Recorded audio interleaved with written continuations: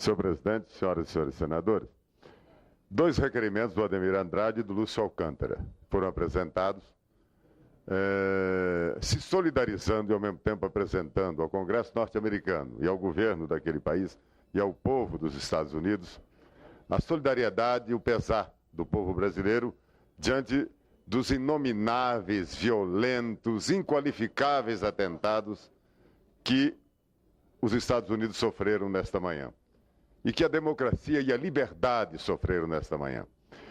E, ao mesmo tempo em que sentimos e nos solidarizamos com aquelas 10 mil pessoas que perderam suas vidas, segundo o cálculo do prefeito Giuliani, há pouco falando na televisão, e dos seus parentes, dos seus amigos, nós temos que registrar um fato positivo. A declaração do presidente George W. Bush feita há pouco. Ele disse o seguinte: primeiro, socorrer os feridos, sepultar os mortos.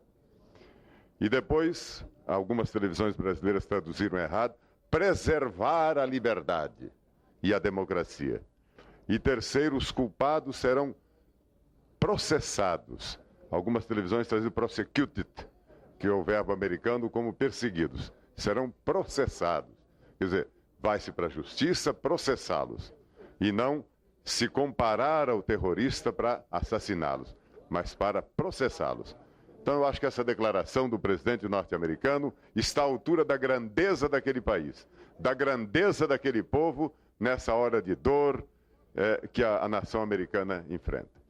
A outra coisa a se destacar, nós vimos na televisão, quem acompanhou pela parte da manhã, as declarações de populares na rua. A preferência número 1, socorrer os feridos, enterrar os mortos. Não se via ninguém falando em vingança ou qualquer outro tipo de atitude pessoal ou estimulando o governo americano a represálias que não sejam dentro daquilo que o presidente norte-americano diz. Os responsáveis will be prosecuted. Eles serão processados e não perseguidos nem assassinados.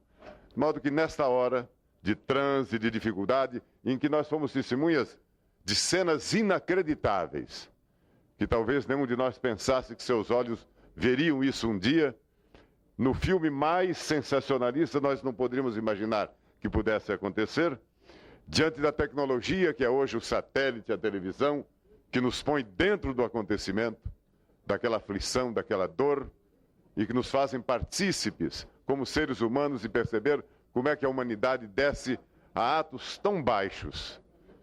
O ser humano que foi feito à imagem e semelhança de Deus se transforma numa imagem e semelhança satânica para fazer isso com gente inocente, esses 10 mil inocentes que perderam as suas vidas.